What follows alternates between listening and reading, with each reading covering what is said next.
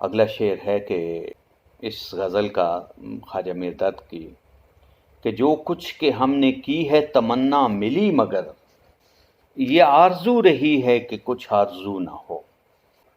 مشکل لفظ تو کوئی بھی نہیں ہے، تمنا خواہش آرزو ایک ہی معنی میں ہے۔ اب یہاں پر یہ ہے کہ ہم نے دنیا میں آ کر جتنی بھی خواہشات کی ہیں، جو بھی تمنائیں کی ہیں، اے اللہ تعالیٰ تو نے پورا کیا ہے، لیکن صرف ایک خواہش رہی ہے جو کہ پوری نہ ہو سکی، اور وہ خواہش یہ تھی کہ اب کوئی خواہش ہمارے دل میں پیدا نہ ہو۔ اصل میں شاعر یہاں پر تشکر اور اطمینان کے ملے جلے جذبات کا اظہار کر رہا ہے۔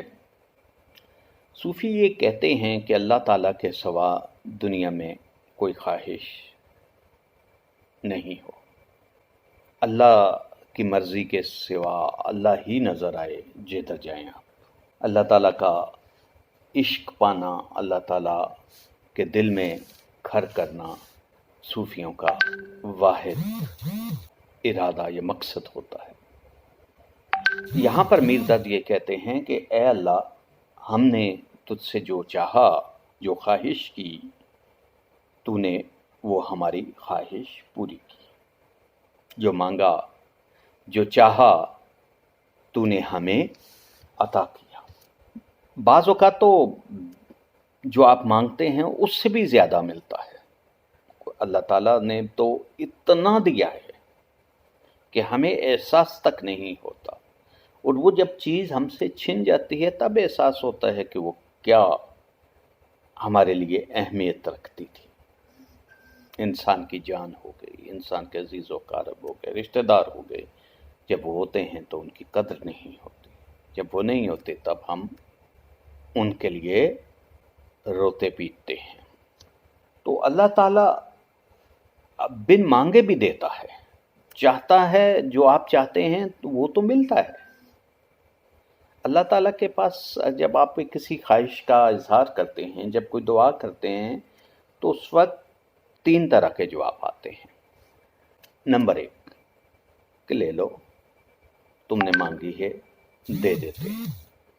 دوسری چیز ہوتی ہے کہ نہیں، ابھی وقت نہیں آیا، ملے گی جو تم نے خواہش کی ہے لیکن ابھی وقت نہیں آیا۔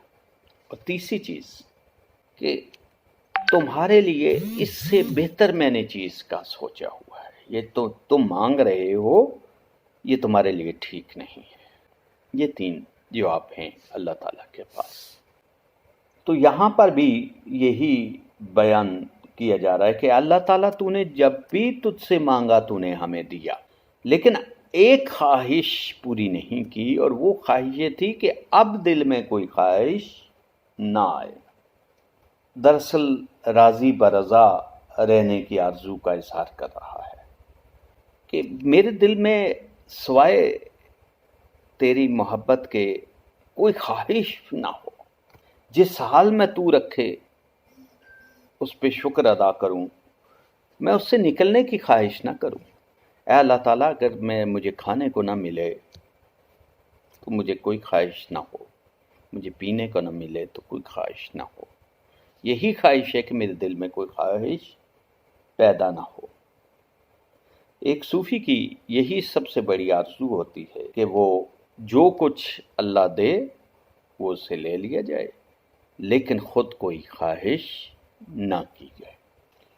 تو یہ تصوف کے حوالے سے جب آپ بات کریں گے تو یہی ان کا مطلب بنے گا۔ لیکن آرزو نہ ہو تو کہتے ہیں نا کہ دل بیکار چیز ہو جاتی ہے۔ آرزوؤں کا طویل سفر ہی انسان کی کامیابیوں کا سفر ہے۔ جب آپ کے دل میں کوئی خواہش پیدا ہوتی ہے تو آپ اس کو پانے کی جستجو کرتے ہیں۔ جب پانے کی جستجو کرتے ہیں تو یہی تو زندگی ہے کہ آپ ہر وقت، ہر دم، ہر لمحے مصروف تگ و دو رہیں، کوشش کرتے رہیں۔ اب آرزو کا پورا ہونا تو آپ کی محنت اور مستقل جافشانی پر منحصر ہے، اور پھر اللہ تعالیٰ کا کرم بھی شامل حال ہونا لازمی ہے، اور اللہ تعالیٰ اس کے ساتھ ہو جاتا ہے جو کوشش کرتا ہے۔ انسان اپنی تمام آرزوؤں کو ساکت کر کے اگر خلوتگاہ میں اللہ تعالیٰ کو اپنے دل میں بسا لیتا ہے تو تبھی یہی ہوتا ہے کہ انسان کی خواہش ختم ہو جاتی ہے۔ لیکن جب انسان دنیا میں جیتا ہے تو اس کی زیادہ سے زیادہ آگے سے آگے بڑھنے کی خواہش برقرار رہتی ہے۔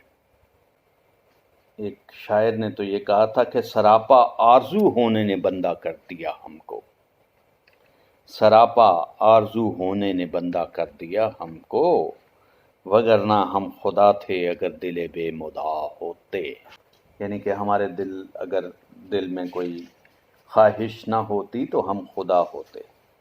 تو غالب نے بھی کہا تھا ہزاروں خواہشیں ایسی کہ ہر خواہش پہ دم نکلے، بہت نکلے میرے ارمان لیکن پھر بھی کم نکلے۔ تو یہ اشعار آپ اس کے مطابقت کے لیے لکھ سکتے ہیں۔ آگے شعر نمبر 4 ہے۔ جو شمع جمع ہوویں اگر اہل زباں ہزار، آپس میں چاہیے کہ کبھی گفتگو نہ ہو۔ جوں مطلب طرح، جیسے، مانند، اہل زبان رکھنے والے، بولنے والے، مطلب انسان، زبان پر، گفتگو پر مہارت رکھنے والے۔ تو مفہوم اس کا یوں ہے کہ اہل زبان کو محفل میں بھی خاموشی اختیار کرنی چاہیے۔ شمع کی مانند زبان کی شکل کی ہوتی ہے مگر خاموش ہوتی ہے۔ اس شعر میں پہلے تو ہے کہ جو شمع آپ کو پتہ ہے کہ موم بتی کو آپ کہتے ہیں، تو شمع کی طرح اگر اہل زبان ہزار جمع ہو جائیں، یعنی کہ ہزاروں لوگ ایک جگہ پہ جمع ہو جائیں، تو جیسے شمع شور نہیں کرتی، ہزاروں شمعیں جلتی ہیں لیکن آواز پیدا نہیں ہوتی، ایسے ہی ان کی آواز بھی پیدا نہیں ہونی چاہیے، وہ آپس میں کوئی گفتگو نہ کریں۔ یہاں پھر وہی بات ہوتی ہے کہ چونکہ صوفی شاعر تھے خواجہ میرداد، صوفی سب کچھ جاننے کے باوجود اللہ تعالیٰ کی رضا پر راضی ہوتا ہے۔ اگر کوئی اس سے خواہش اس کی پوری نہیں ہوتی، پہلی بات تو ہے کہ وہ خواہشیں ساری دنیا کو ترک دنیا کر کے چلا جاتا ہے، اپنے اولاد سے، اپنے گھر بار سے، اپنے عزیز و اقارب سے، دنیا کی تمام مسرتوں سے، آسائشوں سے کٹ کر وہ دنیا سے چلا جاتا ہے جنگلوں میں اور اللہ تعالیٰ کی یاد میں بسر کرتا ہے، تو وہ بہت کچھ چھوڑ کے جا چکا ہوتا ہے، اور وہاں وہ جو اللہ اسے دیتا ہے، جو چاہتا ہے، وہی اسی پر وہ راضی رہتا ہے۔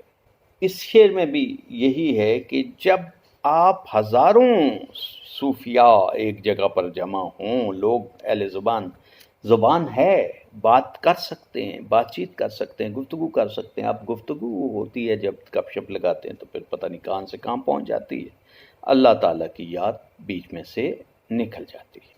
تو یہاں اسی بات کو کہا گیا ہے کہ اگر زبان کی طرح، جیسے شمع کی طرح، اگر ہزاروں لوگ، جیسے ہزاروں شمعیں جلا دی جائیں، اب ان سب کی زبانیں ہیں، کون سی زبانیں؟ شمع کی زبان کون سی ہے؟